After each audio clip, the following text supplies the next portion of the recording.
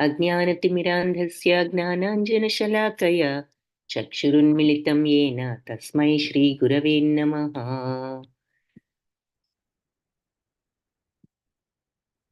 नमो ॐ विष्णुपादाय कृष्णप्रेष्ठाय भूतले श्रीमते भक्तिवेदान्तस्वामी इति नामिने। नमस्ते सरस्वती देवी गौरवाणी प्रचारिणे निर्विशेष शून्यवादी पाश्चात्यदेशधारिणे। हे कृष्ण करुणा सिंधो दीनबंधो जगत्पते गोपेश गोपिका कांता राधा कांता नमोस्तुते। तप्त कांचन गौरांगी राधे वृंदावनेश्वरी वृषभानुसुते देवी प्रणमामि हरिप्रिये। जय श्री कृष्ण चैतन्य प्रभु नित्यानंद श्री अद्वैत गदाधर श्रीवासादि गौर भक्त वृंद। हरे कृष्ण कृष्ण कृष्ण हरे हरे हरे राम राम राम हरे हरे। హరే కృష్ణ. గీత సారము సాంఖ్యయోగము అని 2వ అధ్యాయానికి పేరు. అర్జునుడు యుద్ధం చేయలేను అని చెప్పి ఇక తన యొక్క అస్త్ర శస్త్రాలను విడిచి మరి రథంలో దుఃఖంతో కూర్చుని ఉన్నాడు. విషాద వదనంతో అన్నది చూశాము. 5 కారణాలు చెప్పాడు. ఏమిటి 5 కారణాలు? ఎవరైనా చెప్పగలిగితే చాట్ బాక్స్లో టైప్ చేయండి. యుద్ధం చేయలేను అన్న ఎందుకు యుద్ధం చేయలేను అన్న అని 5 కారణాలు చెప్పాడు. యుద్ధం చేయకపోవడానికి 5 కారణాలు ఏమిటి? ఎవరైనా చెప్పగలిగితే చాట్ బాక్స్లో టైప్ చేయాలి. అలా కూర్చుని ఉన్న అర్జునుడితో మనం 2nd చాప్టర్ ఎండ్ చేసాము. యాక్చువల్లీ 4 రీజన్స్ చెప్పాడు. 5వ రీజన్ యాక్చువల్లీ ఇక్కడ 2nd చాప్టర్లో చెప్తాడు. సో మొత్తం 5 కారణాలు అయితే 4 ఫస్ట్ చాప్టర్లో చూసాం. ఏమిటి ఆ 4? 5 చెప్పగలిగినా పర్వాలేదు, 5th ఇక్కడ మళ్ళీ చూస్తాము. బట్ 4 రీజన్స్ మనం ఫస్ట్ చాప్టర్లో చూసాం. ఏమిటవి? ఎవరైనా సరే చెప్పగలిగితే చాట్ బాక్స్లో టైప్ చేయండి. సో ఈ లోపు మనం ఈ శ్లోకం చూద్దాము, తర్వాత ఆన్సర్స్ చెక్ చేస్తాను. సంజయ ఉవాచ. సో అలా కూర్చున్నాడు కదా దుఃఖంగా. మనం ఇక్కడ చిత్రంలో కూడా చూస్తున్నాం అర్జునుడు ఇలా దుఃఖంగా ఉండటం, శ్రీకృష్ణుడితో చెప్పడం. సంజయ ఉవాచ తం తథా కృపయావిష్టం అశ్రుపూర్ణాకులేక్షణం విషీదంతమిదం వాక్యం ఉవాచ మధుసూదనః. సో తం తథా కృపయావిష్ట, అలా దయతో దుఃఖంతో కూడుకుని అశ్రుపూర్ణాకులేక్షణం అంటే కళ్ళ నిండా నీళ్లతో ఉన్నటువంటి ఈ అర్జునుణ్ణి చూసి, కంటి నిండా నీటితో ఉన్న అర్జునుడు. సో తం అర్జునుడితో తథా అలా జాలితో మరి ఆవిష్టం అంటే ఆవరించబడిన వాడు, అశ్రుపూర్ణాకులేక్షణం కళ్ళు పూర్తిగా నీటితో నిండి ఉన్నటువంటి అర్జునుడు, విషీదంతం అంటే మరి చింతిస్తున్న వాడిని, ఇదం ఈ వాక్యాల్ని ఉవాచ పలికారు మధుసూదనుడు. అంటే చింతాక్రాంతుడై మరి కంటి నిండా నీళ్లతో ఉన్న ఈ అర్జునుని చూసి మధుసూదనుడు శ్రీకృష్ణుడు ఈ క్రింది విధంగా ఈ మాటలు పలికారు అని చెప్తున్నారు. సో మనం ఇక్కడ నీటిలో మునిగిపోయేవాడి బట్టలపై జాలి చూపటం మూర్ఖత్వం అంటున్నారనమాట. ఎందుకు? బాహ్య వస్త్రం, మన యొక్క శరీరం ఎలాంటిది అంటే బాహ్య వస్త్రం లాంటిది. కాబట్టి నీటిలో మునిగిపోయేటప్పుడు అవతల వాడి బట్టలు చూసి జాలి పడితే ఎంత మూర్ఖత్వమో, అలా మనం ఈ భౌతిక దేహాన్ని రక్షించుకోవడం కోసం రక్షించడం ద్వారా మనం ఎప్పుడు ఎవరిని కూడా రక్షించలేము అని చెప్పి ఈ విషయం తెలియక మరి దేహం కోసమే అది ఎలాంటిది అంటే బయట కట్టుకునే బట్ట లాంటిది. అటువంటి దేహం కోసం చింతించేవాడు మరి హ్మ్, ఏమి తెలియని వాడనే చెప్పుకోవచ్చు అజ్ఞాని అన్నట్లుగా చెప్తున్నారు. సో, అర్జునుడు మరి క్షత్రియుడు కాబట్టి ఆహ్, అలాంటి స్వభావం క్షత్రియుడికి ఉండకూడదు మరి. కాబట్టి అలాంటి ప్రయోజనార్థమే గీత అతనితో హ్మ్. ఆ విషయాన్ని అర్జునుడికి తెలియజేయడానికే గీతను బోధించడం జరిగింది. భౌతిక దేహము, ఆత్మల యొక్క ఆహ్, అనాలిసిస్ అధ్యయనం ద్వారా ఆత్మానుభవాన్ని ఈ అధ్యాయం మనకు ఉపదేశిస్తోంది అని చెప్పి ఇక్కడ మన భాషలో చెప్తున్నారు. పరమ ప్రామాణికుడైన శ్రీకృష్ణుడే ఆ విషయాన్ని వివరించారు. కాబట్టి ఫలితాల పట్ల మనం సంగత్వం లేకుండా, అటాచ్‌మెంట్ లేకుండా మన పనిని మనం చేస్తూ ఆత్మతత్వంలో స్థిరంగా ఉన్నవాడికే ఈ అనుభవం సాధ్యం కాగలదు. ఇది వెరీ ఇంపార్టెంట్ పాయింట్. ఫలితాల పట్ల అటాచ్‌మెంట్ లేకుండా కర్మ చేసినప్పుడు, ఏ పని చేసినా దాని రిజల్ట్ మీద మనకి ఇది జేస్తే వాళ్ళిలా పొగుడుతారు, అది చేస్తే వీళ్ళిలా పొగుడుతారు. అది కాకుండా నీ డ్యూటీ కాబట్టి నువ్వు చేయటం. ఆత్మతత్వంలోనే స్థిరంగా ఉన్నవాడికి ఈ అనుభవం సాధ్యం కాగలదు అని చెప్పి చెప్తున్నారు. సో, 3 ఆన్సర్స్ వచ్చాయి. అర్జునుడి యొక్క రీజన్స్ ఏంటో చూద్దాం. ఉషా కుమారి మాతాజీ కరుణ, రాజ్య సుఖం వద్దు, పాపము హ్మ్, భక్తి, కులనాశనం, అనిశ్చితం. Very good. సో, ముందు కరుణ, ఆ తర్వాత నాకు ఈ సుఖాలొద్దన్నాడు. తర్వాత పాపమే కదా వస్తుందన్నాడు. కులనాశనం, వంశనాశనం జరుగుతుంది. ఈ ఈ దీనివల్ల అనిశ్చయ స్థితిలో ఉన్నాను. సో, 5 రీజన్స్ చెప్పారు. రమ్య మాతాజీ కరు కరుణ, పాపము, సుఖం వద్దు, వంశనాశనం 4 రీజన్స్ ఫస్ట్ చాప్టర్‌లో చూసాం. Very good. హరే కృష్ణ. మరి వినీల పావని మాతాజీ జాలి కరెక్ట్ అంటే కరుణ, రాజ్య సుఖం వద్దు, పాపభీతి, వంశనాశనం. Very good. ఈ 4 రీజన్స్ మనం ఫస్ట్ చాప్టర్‌లో చూసాం. Very good. అందరికీ ఆహ్, పార్టిసిపేట్ చేసినందుకు ధన్యవాదాలు. మీరు గుర్తుంచుకున్నందుకు ఇంకా హ్మ్. చాలా వెరీ గుడ్. సో, అలా ఉన్న అర్జునుడిని చూసి చెప్తున్నారు. సో, ఏం చెప్తున్నారో మనం ఇక్కడ చూస్తున్నాం అన్నమాట. కుతస్త్వాకష్మలం ఇదం విషమే సముపస్థితం అనార్యజుష్టం అస్వర్గ్యం అకీర్తికరమర్జున. కుతస్త్వాకలం అంటే మరి ఎక్కడి నుంచి కుత అంటే ఎక్కడి నుంచి నీకు కష్మలం అంటే ఈ కల్మషం ఇదం విషమే ఈ ఈ క్లిష్ట సమయంలో సముపస్థితం వచ్చింది. నీకు ఈ కల్మషం అనేది, ఈ వ్యాకులత అనేది, ఈ మరి యుద్ధం జేయడానికి రెడీగా అందరూ వేలాది మంది అక్కడ నుంచుంటే, ఆ టైంలో నీకు మరి పని చేయాల్సింది పోయి నువ్వు వచ్చిన పని, నువ్వు ఇవన్నీ ఆలోచిస్తున్నావు. ఇలాంటి విషమ పరిస్థితిలో, క్లిష్ట సమయంలో నీకిలాంటి ఆహ్, డౌట్ ఎందుకొచ్చింది నీకు అని చెప్పి, ఈ వ్యాకులత నీకెందుకొచ్చింది? ఇది అనార్యజుష్టం.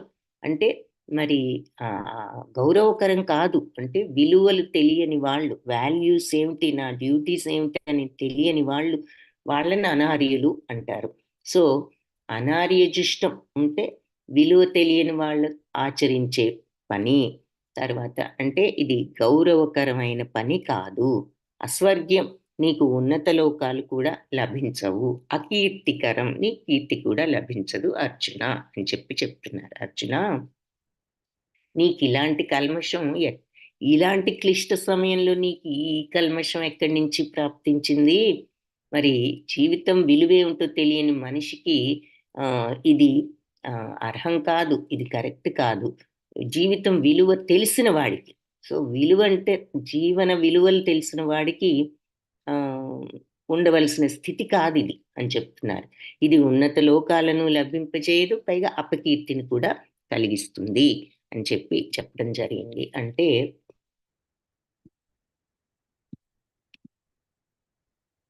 అని ఇక్కడ అర్జునుడికి చెప్పడం మనం ఇక్కడ చూస్తున్నాం. సో, ఇలాంటి బుద్ధి నీకు ఇప్పుడు వచ్చిందేమిటి?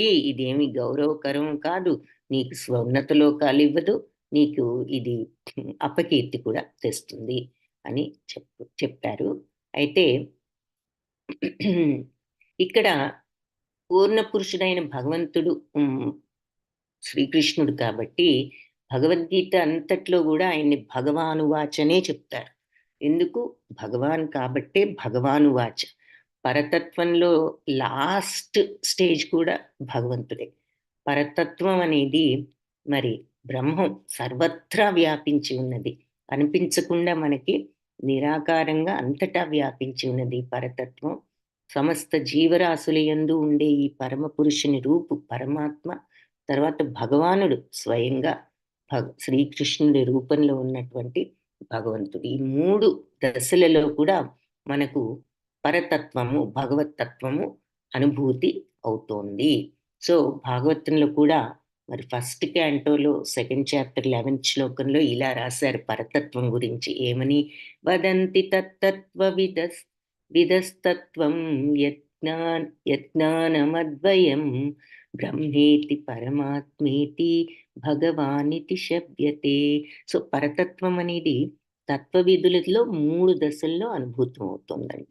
అవేమిటి అంటే అవన్నీ కూడా అభిన్నములు. అంటే దేర్ ఇస్ నో డిఫరెన్స్. అన్నీ ఒకటే అంటున్నారు. ఆ 3 దశలు కూడా ఒకటే అని భాగవతంలో చెప్తున్నారు. ఏమని? ఈ పరతత్వం 3 దశలలో మనం ఎక్స్‌పీరియన్స్ చేయొచ్చు. 3 కూడా ఒకటే. అంటే వేరు వేరుగా ఉన్నా గూడా 3 కూడా ఒకటే. అభిన్నములు. దేర్ ఇస్ నో డిఫరెన్స్ అంటున్నారు. ఆ పరతత్వపు ఆ వివిధ దశలు ఏమిటి? బ్రహ్మము, పరమాత్మ, భగవాన్ అని చెప్తున్నారు ఆ శ్లోకంలో. సో, ఈ పైన చెప్పిన ఈ 3 అంశాలు మరి మనం గనక సూర్యుడి ఎగ్జాంపుల్‌తో తీసుకున్నట్లయితే, సూర్యుడు మరి సూర్యకాంతి ఉంది. సూర్యుడిలో కాంతి ఉంది చూస్తున్నాం మనం. అలాగే సూర్యబింబం ఉంది. యాక్చువల్ సూర్యబింబం ఉంది. తర్వాత సూర్యమండలం, మరి సూర్యమండలం కూడా ఉంది గదా! అనే 3 అంశాలు కలిగి ఉన్నాయి సూర్యుడికి. అలాగే భగవంతుడికి కూడా యాక్చువల్ భగవంతుడి యొక్క ఆ శక్తి సూర్యకాంతి సర్వత్రా వ్యాపించి ఉన్న ఆయన యొక్క తత్వం, ఆ చైతన్య తత్వం నిరాకారంగా భగవంతుడు లేనిది ఏది కూడా అణువు కూడా లేదు కాబట్టి, సర్వత్రా ఆయన ఉన్నారు కాబట్టి, సమస్తము ఆయనే కాబట్టి ఆ తత్వం అది మరి బ్రహ్మతత్వం. ఆ తర్వాత మూడవది అందరిలోనూ సూర్యమండలం అందరిలోనూ ఉన్నటువంటి పరమాత్మ. సో, సూర్యకాంతిని మాత్రమే అధ్యయనం చేసేవాడేమో ప్రాథమిక విద్యార్థి అయితే, సూర్యబింబాన్ని అర్థం చేసుకున్నవాడు ఉన్నత విద్యార్థి. కానీ సూర్యమండలంలో ప్రవేశింపగలిగిన వాడు అత్యున్నతుడు అని చెప్తున్నారు. సో, కాబట్టి కేవలం సూర్యకాంతి అంటే ఇది బ్రహ్మం అని చెప్పుకున్నాం గదా! నిరాకారంగా సర్వత్రా వ్యాపించి ఉన్న భగవత్ తేజస్సు.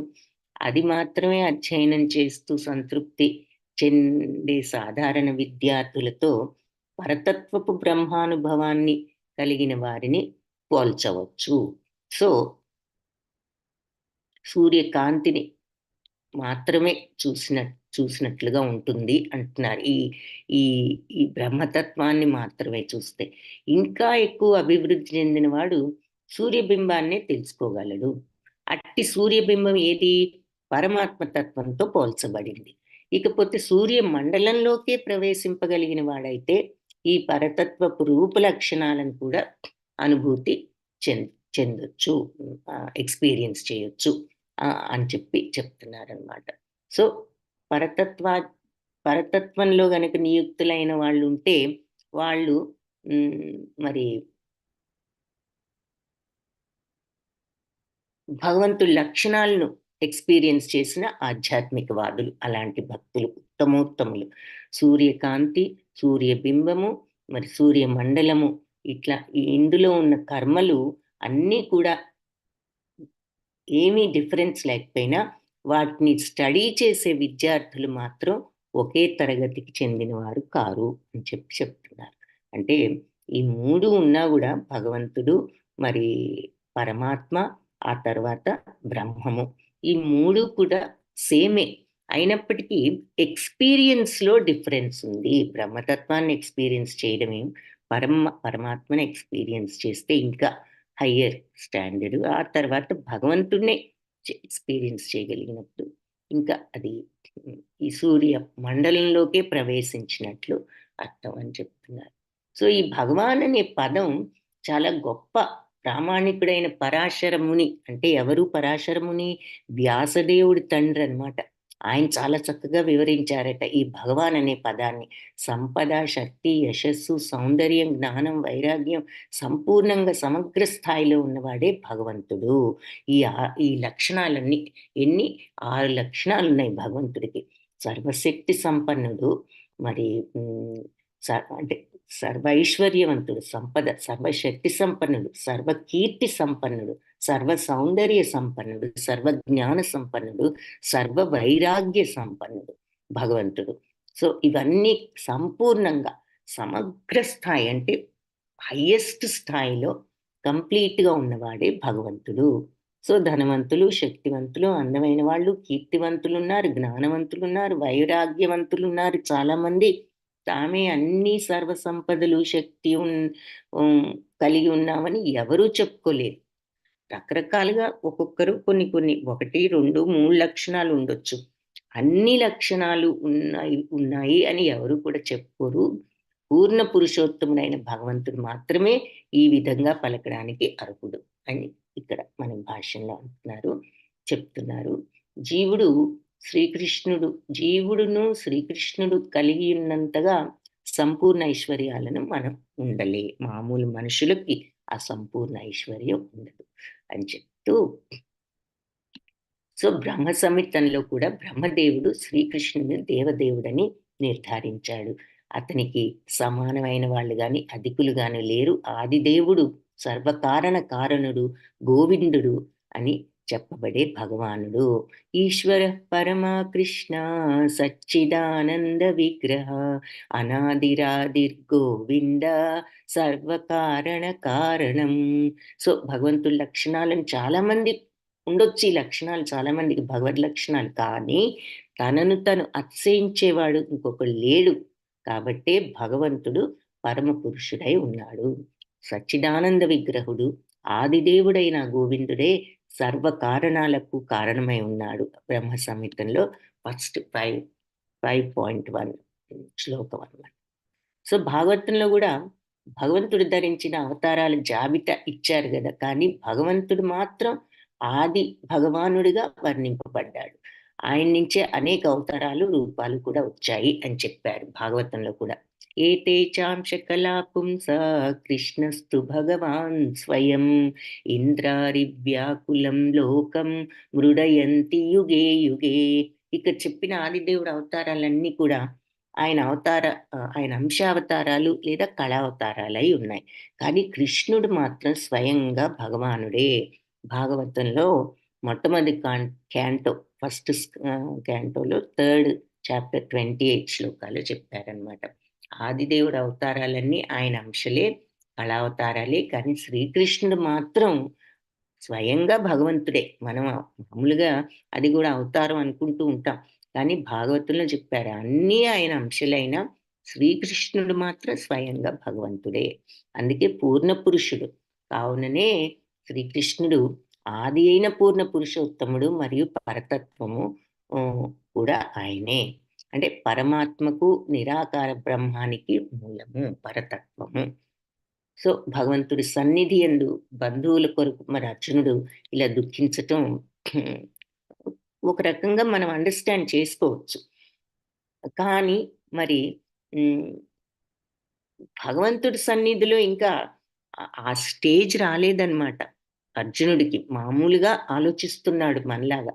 కాబట్టి కృష్ణుడు ఎక్కడి నుంచి వచ్చింది నీకు ఈ ఇలాంటి ఆహ్, అగౌరవకరమైనటువంటి ఈ ఈ ఈ మమకార అనుబంధం, ఈ టైంలో నువ్వు డ్యూటీ కూడా చేయలేను అని చెప్పేటటువంటి.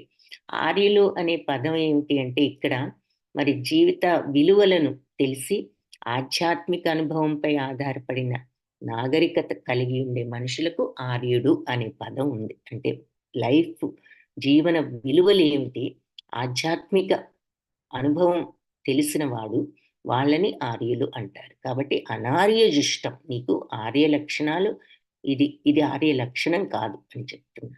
కాబట్టి భౌతిక భావంతోనే ఉన్నప్పుడు పరతత్వపు అనుభవమే జీవిత లక్ష్యం అని తెలియక, భౌతిక జగత్తు యొక్క బాహ్య లక్షణాల పట్లనే మనం ఆకర్షితులవుతాం.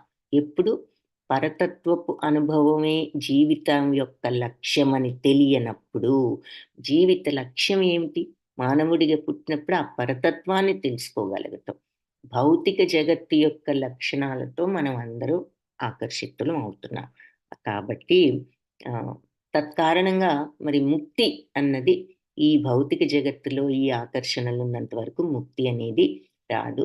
కాబట్టి ఈ భౌతిక బంధం నుంచి ముక్తి గురించి ఎలా తెచ్చుకోవాలో ఆ జ్ఞానం లేని వాళ్ళు అనార్యులు అని పిలువబడతారు అని చెప్తున్నారు. అనార్యుడు, ఆర్యుడు అన్న పదానికి అర్థాలు. సో ఈ భౌతిక జగత్తు నుంచి ముక్తిని తెలుసుకునే మార్గం ఉన్న జ్ఞానులు ఆర్యులు. ఈ ఆకర్షణలో పడిపోయి ముక్తి మార్గాన్ని కోల్పోయిన వాళ్ళు అనార్యులు అని ఇక్కడ మనకు అర్థమవుతుంది. సో అర్జునుడు క్షత్రుడైనా కూడా మరి యుద్ధం చేయడానికి నిరాకరించాడు కాబట్టి తన విద్యుక్త ధర్మాలు అంటే సెల్ఫ్, తన డ్యూటీ, రెస్పాన్సిబిలిటీస్ నుంచి తప్పుకుంటున్నాడు. మరి అది తప్పు, అది పిరికితనం, అనార్యులు చేసే పని అని చెప్పి ఇక్కడ అంటున్నారనమాట.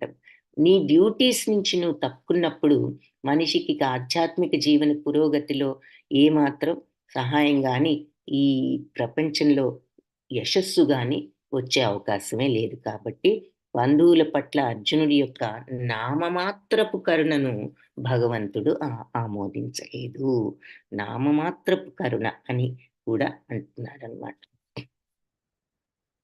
క్లైబ్యమాస్మగమః పాఠ నైతత్వయ్యుపపద్యతే క్షుద్రం హృదయ దౌర్బల్యం త్యక్తోత్తిష్ఠ పరంతప. సో క్లైబ్యం అంటే ఈ ఇలాంటి పిరికితనానికి లొంగకు, మాస్మగమ పొందొద్దు, ఇలాంటి పిరికితనం పొందొద్దు పార్థ కృత కుమార. ఏతత్వయి అంటే ఇది నీకు ఉపపద్యతే తగింది కాదు. క్షుద్రం హృదయ దౌర్బల్యం అంటే తుచ్చమైన ఈ హృదయ బలహీనత త్యక్వ వదిలిపెట్టి ఉత్తిష్ట లే పరంతప శత్రువులను తప్పింపజేసేవాడా చెప్తున్నారు. సో పృథక్ కుమార అర్జున, ఇలాంటి సమయంలో ఈ పిరికితనానికి లొంగిపోకు, ఇది నీకు తగిన పని కాదు. సో శత్రువులను జయించేవాడా పరంతప అంటే అర్థం అది. ఇలాంటి హృదయ దౌర్బలతను, క్షుద్రం హృదయ దౌర్బల్యం అంటే హృదయ బలహీనతను వదిలిపెట్టి నువ్వు వెంటనే లే అని చెప్పి మళ్ళీ అర్జునుడిని ఇక్కడ పృథత్తనయుడు అని సంబోధించారు. పృథ అంటే ఎవరు? శ్రీకృష్ణుడి తండ్రి అయిన వసుదేవుడి సోదరి. సో అంటే వసుదేవుడి సోదరి అంటే కుంతీదేవి, సారీ. తత్కారణంగా అర్జునుడు శ్రీకృష్ణుడితో మరి రక్త సంబంధం కూడా ఉన్నది, మేనత్త కొడుకు కాబట్టి. క్షత్రియుడు తనయుడు యుద్ధం చేయనని నిరాకరిస్తే మరి నామమాత్రపు క్షత్రియుడే కదా, చేయవలసిన పని చేయలేనప్పుడు ఇంక నువ్వు క్షత్రియుడు ఎలా అవుతావు? అలాగే ఒక బ్రాహ్మణుడు ఉన్నాడు, మరి ఏదైనా పాపం చేస్తే నామమాత్ర బ్రాహ్మణుడే. అలాంటి క్షత్రియులు బ్రాహ్మణులు తగిన వాళ్ళు కాదు. కాబట్టి అర్జునుడు క్షత్రియుడైన తండ్రికి తగిన సంతానం కాదు అని చెప్పి కాకూడదు అని చెప్పి భగవంతుడు చెప్తున్నారనమాట. మరి ప్రియమిత్రుడు అంతేకాకుండా ప్రత్యక్షంగా రథంలో ఉండి ఆయనకు ఆజ్ఞ ఇస్తున్నాడు. ఎన్ని యోగ్యతలు ఉన్నా కూడా అర్జునుడు యుద్ధాన్ని గనక వదిలిపెడితే అపకీర్తి తప్పనిసరిగా వస్తుంది అని చెప్తూ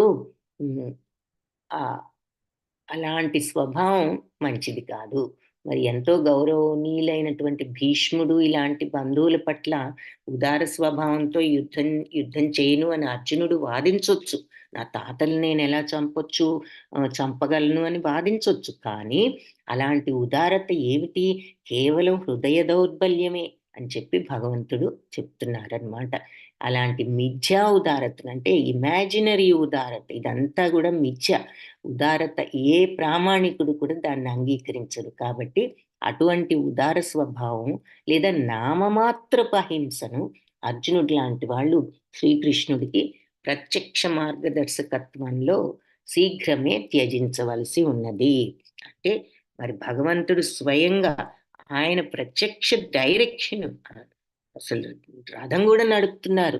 మా మాటల ద్వారానే కాదు, స్వయంగా ఆయనే రథాన్ని ముందుకు తీసుకువెళ్తున్నారు అంటే, అది చేయవలసిన పని కాదు అంటే ఆయన చెయ్యరు. భగవంతుడే తీసుకువెళ్తున్నారు. కాబట్టి మార్గదర్శకుడుగా ఉన్నప్పుడు అర్జునుడు ఈ నామమాత్రపు కరుణ, పైనున్న బాహ్య శరీరాల్ని చూస్తున్నాడు. తన యొక్క క్షత్రియ హ్మ్, ఆహ్, డ్యూటీని కూడా మర్చిపోయాడనమాట. విద్యుత్ క్షత్రియ ధర్మాన్ని కూడా మర్చిపోయాడు. అది కరెక్ట్ కాదు. ఏ ప్రామాణికుడు నిజ అంటే తెలియక అదేదో ఉదారత అనుకుంటున్నాడు. సో, ఇక్కడ ఎందుకు ఈ జ్ఞానం ఏది అప్పటికి లేదు కాబట్టి అర్జునుడికి, మనం ఇప్పుడు చూడబోయే నెక్స్ట్ చెప్పిన జ్ఞానం అంతా కూడా. సో, ఆ మాట అన్నాడు కదా! అన్నారు కదా! మరి ఇలాంటి పిరికితనానికి లొంగిపోకు, నీకు తగదు, హృదయ దౌర్బల్యాన్ని వదిలి వెంటనే లే అని. అప్పుడు అర్జునుడు అంటున్నాడు. ఏమని? అర్జున ఉవాచ కథం భీష్మమహం సంఖ్యే ద్రోణం చ మధుసూదన ఇషుభిః ప్రతియోత్స్యామి పూజార్హ వరిసూదన.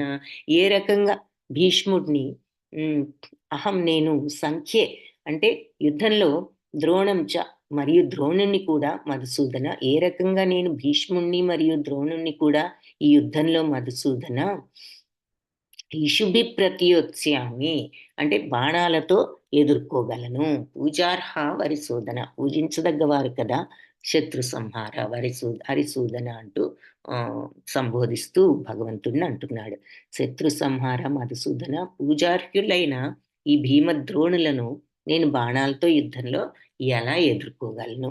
సో, అని హ్మ్, ఈ అర్జునుడు హ్మ్, శ్రీ అర్జునుడు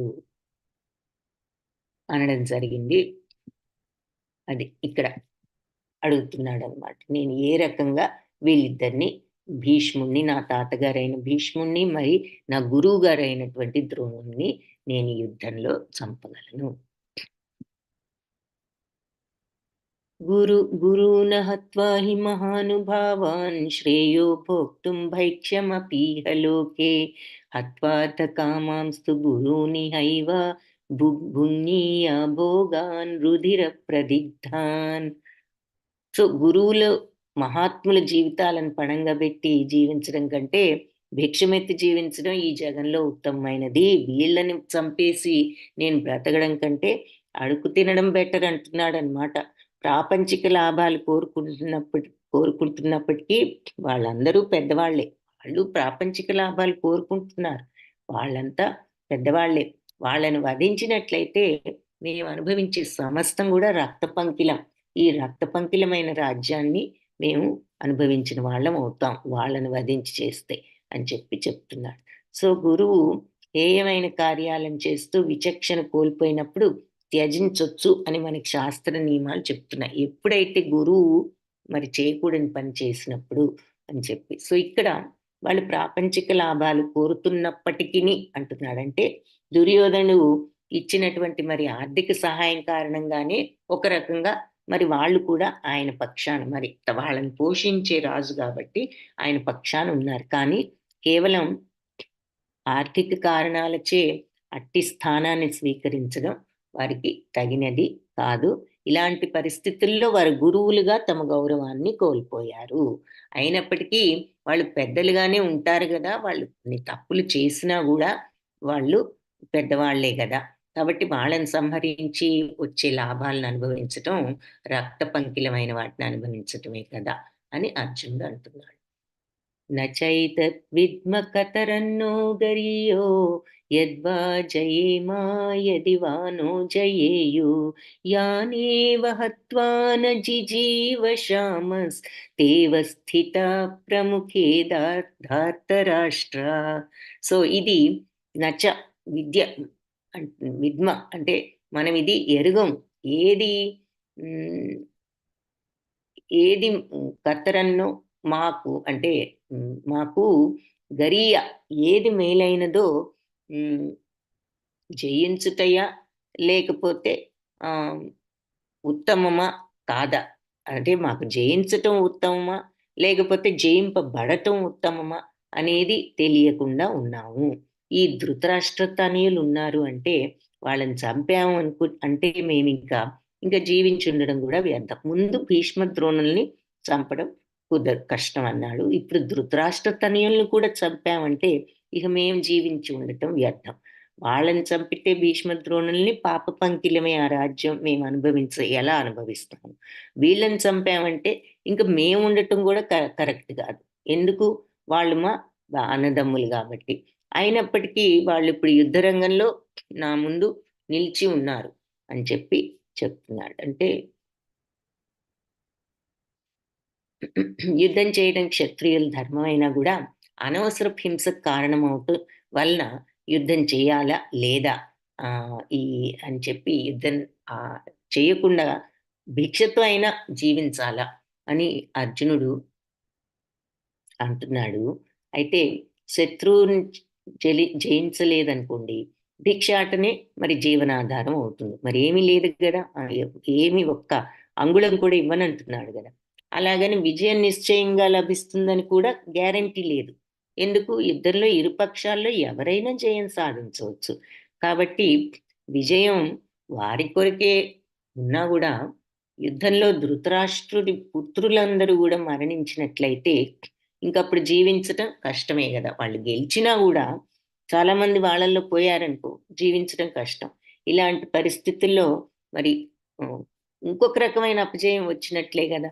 మరి మనకి ఉన్నా గూడా ఏం ఉపయోగం అని అంటున్నాడు. సో, ఈ భావాలన్నీ గొప్ప భగవద్భక్తుడే అవటం వలన ఆహ్, అంటే అనియే కాక అత్యున్నత జ్ఞానపూర్ణుడు అనియు మరియు మనోఇంద్రియాలపై పూర్ణ నిగ్రహం కలవాడని స్పష్టంగా నిరూపిస్తున్నాయి అని చెప్పి చెప్తున్నా. అంటే అన్ని రకాలుగా మంచి చెడు ఆలోచిస్తున్నాడు. కంప్లీట్ జ్ఞానం లేకపోయినా ఈ భావాల వల్ల మనకతను మంచివాడు, భక్తుడు, జ్ఞానం ఉన్నవాడు, మరి మనస్సు, ఇంద్రియాల పట్ల నిగ్రహం ఉన్నవాడు. మరి కోపం ఉంది, తప్పు, మన రాజ్యం కావాలని వచ్చారు. కానీ ఇవన్నీ ఆలోచిస్తున్నాడు. వాళ్ళు తప్పు చేసినా అంటే గురువుగారు గాని, తాతగారు గాని, మరి మనం చంపడం కరెక్ట్ కాదు గదా! అలాగే మరి ధృతరాష్ట్ర పుత్రులు వాళ్ళని చంపితే మేము ఉండటం ఎలా న్యాయం అవుతుంది? హ్మ్. అన్నదమ్ముల్లో కొందరు పోయినప్పుడు అంటూ ఇవన్నీ ఆలోచిస్తున్నాడంటే మరి ఈ లక్షణాలు ఉన్నవాడు కాబట్టి అని చెప్తూ మరి రాజవంశంలో జన్మించినా గూడా భిక్షమెత్తి జీవించడమే మేలు దీనికన్నా అంటున్నాడు అంటే, అతనికి వైరాగ్య లక్షణం కూడా ఉన్నది అని అంటున్నారు. ఈ గుణాలన్నీ శ్రీకృష్ణుడు ఉపదేశాలపై అతను శ్రద్ధ హ్మ్. అతని శ్రద్ధ ఆహ్, ఉన్నది అనే విషయం మనకి హ్మ్. సూచిస్తున్నాయన్నమాట. ధర్మాత్ముడు అనే విషయాన్ని సూచిస్తున్నాయి. కాబట్టి ముక్తికి అర్హుడు అని మనం ఇక్కడ నిర్ధారించవచ్చు అని చెప్తున్నాడు. ఇలాంటి గుణాలున్నప్పుడు. సో, ఇంద్రియాలను మనం నిగ్రహించుకోలేకపోతే జ్ఞాన స్థాయికి ఉద్ధరింపబడే అవకాశమే లేదు. మరి జ్ఞానము మరియు భక్తి లేనిదే ముక్తికి అవకాశమే లేదు. సో, ఫస్ట్ థింగ్ ఇంద్రియాలను నిగ్రహించుకుందే మనం అసలు జ్ఞానం పొందలేము. ఆ తర్వాత ఆ జ్ఞానము, భక్తి లేకపోతే అంటే ఇంద్రియ నిగ్రహణ, భగవద్భక్తి లేకపోతే ముక్తి అనేదే లేదు. ఈ లౌకిక సంబంధంలో అపరిమిత గుణాలతో పాటుగా అర్జునుడు ఈ గుణాలందు యోగ్యుడై ఉన్నాడు. कार्पण्यदोषोपहत स्वभावा पृच्छामि त्वां धर्मसम्मूढचेता यच्छ्रेयस्यान्निश्चितं ब्रूहि तन्मे शिष्यस्तेऽहं शाधि मां त्वां ప్రపన్నం. ఇంపార్టెంట్ శ్లోక. అంటే అన్నీ ఇందులో చాలా ఇంపార్టెంట్ శ్లోకాస్ ఉన్నాయి. సో, ఇది మొత్తం ఎన్ని శ్లోకాస్ ఉన్నాయి అంటే ఇందులో 72 శ్లోకాస్ ఉన్నాయి. సో, మనం ఈ 3, 4 క్లాసెస్‌లో ఫినిష్ చేయటానికి ట్రై చేద్దాము.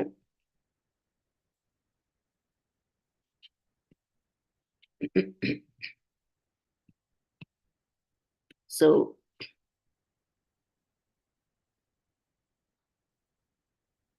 కార్పణ్య దోషం అనేటటువంటి ఉపహత, ఈ కార్పణ్యం అనేటటువంటి దోషంతో పీడించబడుతున్నాను. ఈ కార్పణ్య దోష స్వభావంతో నేను బాధపడుతున్నాను.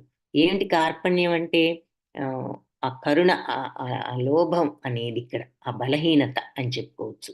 పృచ్ఛామి అంటే నువ్వు అడుగుతున్నాను త్వాం నిన్ను ధర్మ సమ్మూఢ చేత, ధర్మం ఏది అనేది తెలియని కన్ఫ్యూజ్డ్ సమ్మూఢమైన స్థితిలో ఉన్నాను. కన్ఫ్యూజ్డ్ స్టేట్లో.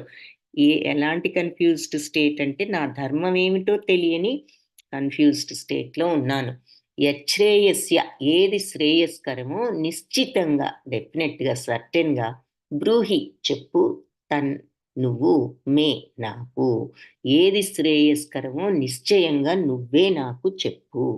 శిష్యస్తేహం నేను నీ శిష్యస్తే శిష్యుడను, నీ యొక్క అహం నేను అంటే నీ యొక్క శిష్యుడను నేను. షాధి ఉపదేశించు, మాం నాకు, త్వాం ఉపదేశించు, మాం నేను, త్వాం నీకు ప్రపన్నం శరణాగతుడను అని అంటున్నాడు. ఈ లాస్ట్ లైను ఇంకా వెరీ ఇంపార్టెంట్ లైన్. ఎందుకు అంటే శిష్యస్తేహం మరి అంటే కార్పణ్య దోష కారణంగా నేను ఇప్పుడు నా స్వధర్మం ఏమిటో, నా డ్యూటీ ఏమిటో తెలియని మోహంలో ఉన్నాను, కన్ఫ్యూజన్లో ఉన్నాను, శాంతిని కోల్పోయాను. ఏది ఉత్తమమో మరి నాకు నిశ్చయంగా నువ్వే చెప్పు. నేను నీ శిష్యులను శరణాగతులను నాకు ఉపదేశించు అని చెప్తున్నాడు. షాధి అంటే ఉపదేశం. సో మనకి ఈ భౌతిక ప్రపంచపు కలతల కారణం ఏమిటి? ఈ లౌకిక కర్మలే. మనం చేసే ఈ రోజువారీ పనులే. అడుగడుగునా కలతలే ఉన్నాయి. కాబట్టి జీవిత ప్రయోజనాన్ని మనం నెరవేర్చడంలో సరైన నిర్దేశాన్ని చెప్పేటటువంటి ఆధ్యాత్మిక గురువుని చేరుకోవడం అందరికీ ఉత్తమం. మనందరికీ రోజు చేసే ఈ కర్మల వల్ల ఎన్నో కలవరాలు వస్తూ ఉంటాయి రకరకాల రీజన్స్తో. సో మనకు ఈ నిర్దేశాన్ని చెప్పడానికి అందరం కూడా ఒక ఆధ్యాత్మిక గురువుని చూసుకోవాలి. అది ఉత్తమము. కాబట్టి కోరకనే మరి జీవితపు కలతల నుండి ముక్తిని పొందటానికి ఆధ్యాత్మిక గురువుని చేరుకోమని వేదశాస్త్రాలు కూడా మనకు ఉపదేశిస్తున్నాయి. సో ఎవరి ప్రమేయం లేకుండా మనకు కలిగే ఈ దావానల లాంటివి ఇవన్నీ కూడా ఈ కోరికలు అదే విధంగా మనం కోరుకున్నప్పటికీ కూడా జీవితంలో కలతలు అప్రయత్నంగా వస్తూనే ఉంటాయి. కాబట్టి ఈ లోకం పరిస్థితే అలాంటిది. మరి ఈ లోకమే అలాంటిది. ఏదో ఒకటి కలతలు వస్తూ ఉంటాయి. మరి అగ్ని ప్రమాదం ఉంది, ఎవరం కోరుకోం. అయినా కూడా అది వచ్చినప్పుడు మరి మనం కలతకి గురి అవుతాం. కాబట్టి అలాగే జీవిత కలతలను కూడా పరిష్కరించడానికి ఆ పరిష్కారం ఎలా చేయాలి అనే విజ్ఞానాన్ని మనం అర్థం చేసుకోవాలి అంటే మనకి ఒక ఆధ్యాత్మిక గురు అవసరం అని చెప్పి వేదాలు కూడా చెప్తున్నాయి. ఈ జీవితంలో అడగడుగున మనం పడే ఈ కలతలకి, బాధలకి మనకి ఒక సమస్యను పరిష్కరించే వాళ్ళు ఉండాలి, ఒక ఆధ్యాత్మిక గురువు అని వేదాలు కూడా చెప్తున్నాయి. సో ఈ ఆధ్యాత్మిక గురువును ఉన్న వ్యక్తి సర్వాన్ని కూడా తెలుసుకోగలుగుతాడు. కాబట్టి మనిషి ఈ కలతల్లోనే ఉండకుండా ఈ గురువు అనేవాడిని తప్పకుండా చేరుకోవాలి అని ఈ శ్లోకం యొక్క సారాంశం అన్నమాట.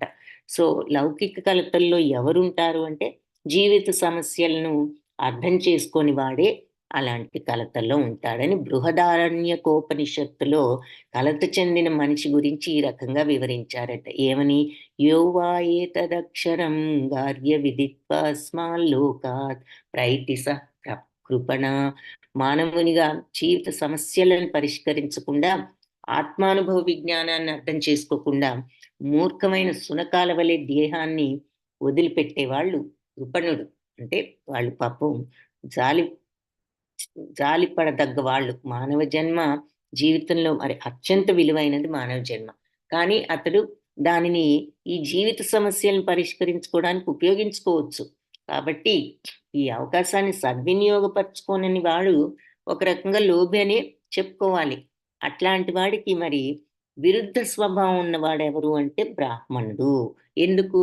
అన్ని జీవన సమస్యల పరిష్కారానికి మానవ జన్మను ఉపయోగించుకుంటున్న బుద్ధిమంతుడు కాబట్టి అని చెప్పి ఈ బృహదారణ్యకోపనిషత్తులో అన్నారు. ఎవరైతే ఈ పవిత్రమైన మానవ జన్మను మరి ఆ జీవన సమస్యల పరిష్కారానికి ఉపయోగించుకోగలడో, పరిష్కరించుకోవడం ఎలాగో అర్థం చేసుకోగలడో వాళ్ళు బుద్ధిమంతులు, బ్రాహ్మణులు అని చెప్తూ, కుటుంబము, మరి మనకి సంఘము, దేశము వీటి పట్ల ఎంతో అనురాగంతో ఈ ఈ కృపణులు అంటే మన ముందు ఈ విషయాన్ని అర్థం చేసుకోలేని వాళ్ళు ఈ భౌతిక భావనలోనే కాలాన్ని వేస్ట్ చేస్తూ వృధా చేస్తారు. సాధారణంగా మనిషి భార్య, సంతానం, బంధువులు ఇలాంటి శారీరక సంబంధమైన కుటుంబ జీవితం మీదే అనురక్తులమై ఉంటాం. కానీ ఈ ఉంటారు. ఈ కృపణుడైన వాడు కుటుంబ సభ్యులను మరణం నుంచి కాపాడగలుగుతానా లేదా తన కుటుంబం మరి మృత్యువు నుంచి తనను రక్షించును అని భావిస్తూ ఉంటాడు. అలాంటి సాంసారిక అనుభవం మరి జంతువుల్లో కూడా ఉంటుంది గదా! వాళ్ళని వాళ్ళ వాటిని కాపాడుకోవాలని అవి కూడా తన సంతానం యొక్క రక్షణ భారాన్ని స్వీకరిస్తూ ఉంటాయి. అర్జునుడు తెలివిగలవాడు కాబట్టి కుటుంబ సభ్యుల పట్ల అనురాగము, వారిని మృత్యు నుంచి రక్షించాలనే కోరికలే తన కలతకు కారణాలని తెలుసుకున్నాడు. ఆ విషయం అర్థమైంది. అందుకే కార్పణ్య దోషం అనే దాంతో నేనిలా సఫర్ అవుతున్నాను అని చెప్తున్నాడనమాట. ఆ మమకారం అనేది దోషం అని కూడా తెలుసు. ఈ భౌతిక మమకారం. స్వీయ ధర్మమైన యుద్ధం కోసం అంటే తన డ్యూటీ అయిన యుద్ధం కోసం యుద్ధం చేయవలసి ఉన్నా గూడా ఈ కార్పణ్య దోషంతో తన డ్యూటీస్‌ని తను చేయలేకపోతున్నాను అన్నది అర్థం చేసుకున్నాడు. చేసుకున్నాడు గాబట్టి ఈ మాట అంటున్నాడనమాట. కాబట్టి అతడు ఆధ్యాత్మిక గురువైన శ్రీకృష్ణుడిని పరిష్కారం చూపించమని అడగటం జరిగింది. సో, తెలుసు ఇది నా బాధ్యత చెయ్యాలి. కానీ ఈ కార్పణ్యం అనే దోషంతో చేయలేకపోతున్నాను. నువ్వు నా గురువువు. నేను నీ శిష్యుడిను. నిన్ను శరణు వేడుతున్నాను అని చెప్పి అడగటం జరిగింది. ఇక్కడ ఆ 2 మాటలు కూడా చాలా ముఖ్యమైనవి. నేను నీ శిష్యుడిని, నిన్ను శరణు వేడుతున్నాను. సో, మనం గురువు దగ్గర ముందు నీ శిష్యుడిని అని చెప్పడం, ఆ శరణాగత తత్వం కూడా ఇంపార్టెంట్. గురువు దగ్గర ఉపదేశం పొందాలి అంటే. ఆ విషయం మనకు ఆ 2 మాటలు చెప్తున్నాయన్నమాట ఈ శ్లోకంలో. అది. అందుకని ఆ 2 వర్డ్స్ ఇక్కడ ఇంపార్టెంట్. సో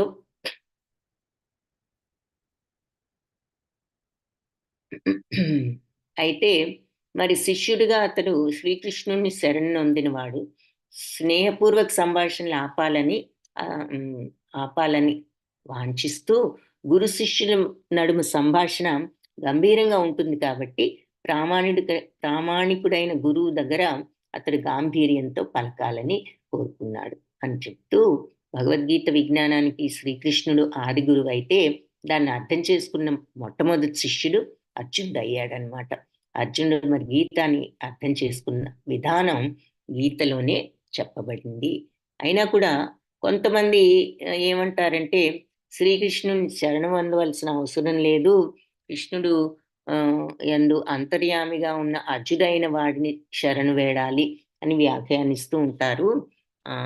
బట్ వాస్తవానికి అంతర్బాహ్యాల్లో భగవంతుడికి ఏ భేదము లేదు అని చెప్పి చెప్తున్నారు. సో, శ్లోకంలో ఏం చూసామంటే ఈ కార్పణ్య దోషం వల్ల నేను చేయలేకపోతున్నాను. నీ శిష్యుడిని నేనిప్పుడేం చేయాలో నువ్వే చెప్పు అని చెప్పి అర్జునుడు అన్నప్పుడు అంటున్నాడు. ఇంకేమంటున్నాడు నహి ప్రపశ్యామి మమాపనుద్యాత్ యచ్చోకముచ్చోషణమింద్రియాణం అవాప్య భూమావసపత్నం వృద్ధం రాజ్యం సురాణామపి చాధిపత్యం. సో, నిశ్చయంగా నేను ప్రపశ్యామి అంటే చూడలేకుండా ఉన్నాను. ఏది మమ నా యొక్క అపనుద్యాత్ అంటే నా తొలగించబడ్డట్టి యచ్చోకం ఇచ్చే అంటే ఏదైతే శోకాన్ని ఉచ్చోషణం అంటే శోషింపజేస్తుందో ఇంద్రియాల పట్ల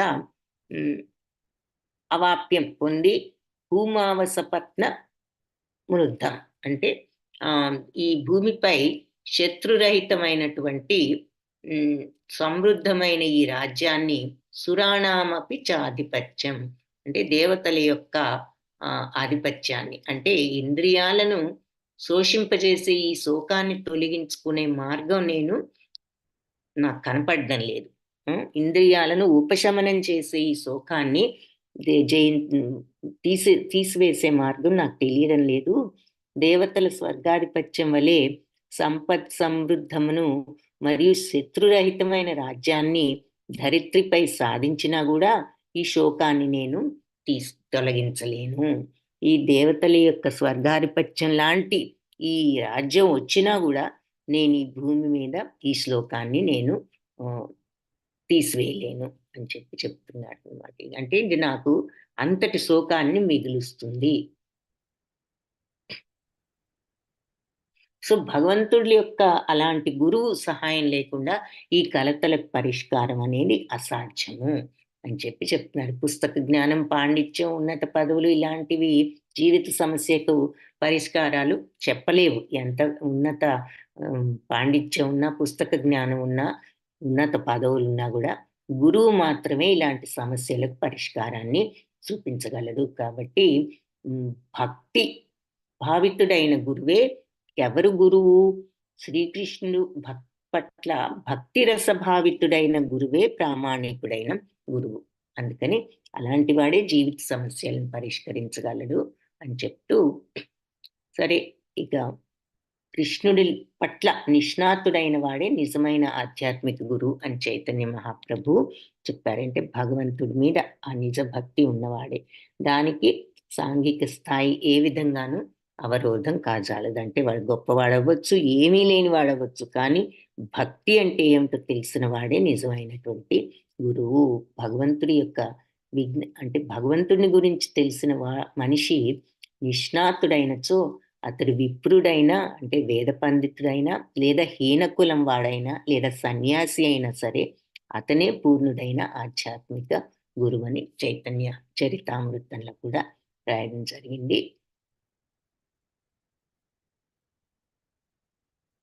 సో వేద విజ్ఞానులు అయిన బ్రాహ్మణులు ఉండొచ్చు, కానీ వాళ్ళు కూడా భగవంతుడు పట్ల ఆ భక్తి లేనప్పుడు ఆధ్యాత్మిక గురువులు కాజాలరు. కాబట్టి భక్తి అనేది గురువుకు చాలా ముఖ్యం అని చెప్తున్నారు అనమాట. కానీ శూద్ర వంశంలో పుట్టినా కూడా ఆ మనిషి వైష్ణవుడు, లేదంటే వైష్ణవుడు అంటే ఏమిటి? భగవంతుడి పట్ల పూర్తి భక్తి భావంతో ఉండటం. అలాంటి భక్తి ఉన్నప్పుడు అతను శూద్ర వంశంలో పుట్టినా కూడా ఆధ్యాత్మిక గురువు అవ్వచ్చు అని చెప్తూ, ఈ జన్మ మృత్యు జరా వ్యాధులు అంటారు కదా, ముసలితనం, వ్యాధి, ఈ భౌతిక అస్తిత్వపు క్లేశాలు, ధనం కూడబెట్టుకోవటం, ఇలాంటి వాటి ద్వారా మనం మన యొక్క ఈ జన్మ మృత్యు జరా వ్యాధులను తొలగించలేము. ధనం సంపాదించగలం, కానీ వీటన్నిటినీ, ఈ కష్టాలను మనం దాటలేం. కాబట్టి ఒక ఆధ్యాత్మిక గురువుని చూసుకున్నప్పుడే మనం జీవితంలో మనం అనుభవించే కలవరాలు, వీటన్నిటి నుంచి బయటపడటానికి మార్గం అది అని చెప్తూ, ఈ ఆధ్యాత్మిక సుఖాలు, విషయ సౌఖ్యాలు ఇవన్నీ కూడా సాంసారిక, సాంఘిక, జాతీయ శోకాలను మనకు తప్పిస్తాయి. కానీ ఈ భూమిపై ఈ శత్రువులు లేని రాజ్యం గాని, స్వర్గంలో దేవతలకు ఉన్నటువంటి ఆధిపత్యం గాని తన శోకాన్ని పోగొట్టలేదు అని అర్జునుడు చెప్పాడు కదా. అంటే దాని Hare Krishna Mataji. Sorry to disturb Mataji. అంటే మీరు ఎప్పటి వరకు తీసుకుంటారు మాతాజీ క్లాస్? 5:30కి. అంటే ఓకే ఓకే, సరే మాతాజీ. మీ క్లాస్ 5:30కి నేను తీసుకుంటాం మాతాజీ. పర్లేదు. ఓకే. సో హరే కృష్ణ, హరే కృష్ణ.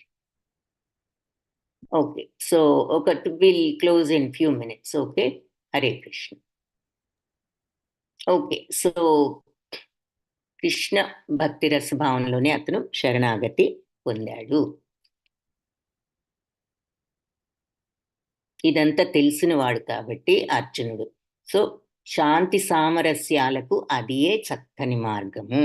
ఆర్థిక అభివృద్ధి లేదా ప్రపంచాధిపత్యం అనేది ప్రకృతి ప్రళయంతో ఏ క్షణంలో అయినా నశింపగలదు. మనం ఈ ప్రాపంచిక సుఖాలు కానీ, పదవులు కానీ, ధనం కానీ ఎప్పుడైనా కూడా పోగలదు.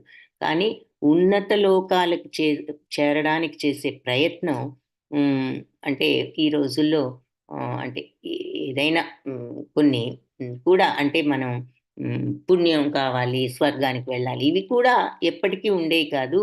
భగవద్గీతలో కూడా క్షీణే పుణ్యే మర్త్యలోకం విశంతి అంటే పుణ్యకర్మల ఫలితాలు నశించినంతనే మళ్ళీ మనం ఆ స్వర్గం నుంచి మళ్ళీ భూలోకానికి వస్తాము అని చెప్తున్నారు. కాబట్టి ప్రపంచంలో రాజనీతిజ్ఞులు ఆ రకంగానే పతనం చెందారు. ఇది కేవలం ఇంకా శోకానికే కారణం అవుతుంది. కాబట్టి మనం శుభం కోసం శోకనాశనాన్ని కోరుదుమేని అర్జునుడు అనరించిన రీతిలో అంటే కాబట్టి నిజమైనటువంటి శుభం కావాలి అంటే అర్జునుడి లాగానే మనం కూడా శ్రీకృష్ణుణ్ణి శరణు వేడాలి అని చెప్తున్నారనమాట. ఇక్కడ అర్జునుడి సమస్యను నిశ్చయంగా పరిష్కరింపమని శ్రీకృష్ణుడు అడిగాడు.